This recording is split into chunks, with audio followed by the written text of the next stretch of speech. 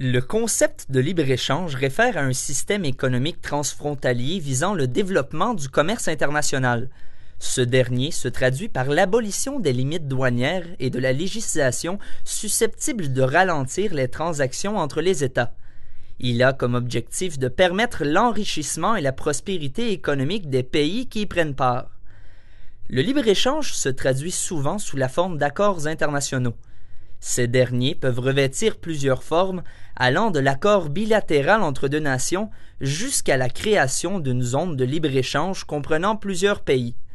De par sa nature, donc, la théorie du libre-échange s'oppose au concept de protectionnisme qui, lui, consiste à élever des barrières tarifaires aux frontières d'un État afin d'en protéger l'économie nationale contre la concurrence extérieure. Sur la scène internationale, nous retrouvons certaines institutions chargées de veiller au bon fonctionnement des ententes de libre-échange entre les pays. C'est le cas notamment de l'Organisation mondiale du commerce, l'OMC, qui compte plus de 150 États membres.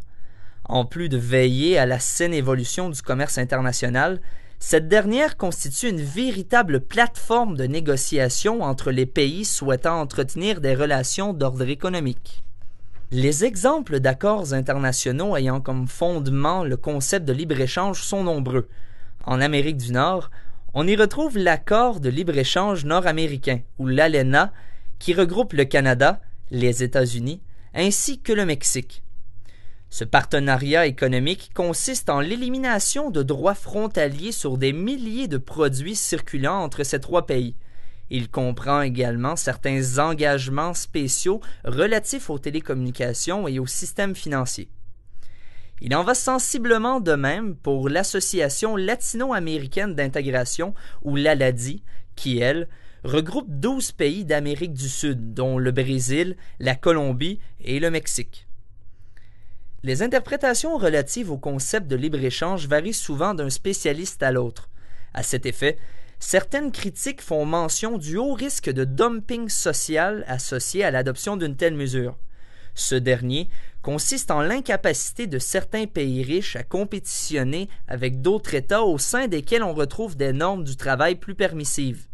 En d'autres termes, les entreprises offrant de meilleures conditions de travail souvent plus coûteuses se retrouvent désavantagées à l'intérieur d'un système de libre-échange. Les conséquences observées par une telle situation se traduiraient par l'augmentation du chômage et le ralentissement économique des États dits développés. À cet effet, ces pays pourraient être enclins à bannir certaines normes sociales relatives au milieu du travail de manière à maintenir leur compétitivité à l'échelle internationale.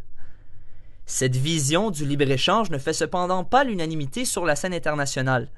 En effet, selon l'historien économique belge Paul Béroc, le libre-échange se doit plutôt d'incarner l'exception aux pratiques commerciales étatiques. A contrario, c'est le concept de protectionnisme qui devrait être majoritairement observé quant à l'activité économique d'un pays. Les effets néfastes rattachés au dumping social s'en retrouveraient donc limités, alors que l'économie nationale d'un État devrait normalement s'abstenir de reposer uniquement sur la pratique du libre-échange. Cette dernière devrait plutôt être envisagée comme un moyen incident d'allier relations internationales et prospérité économique.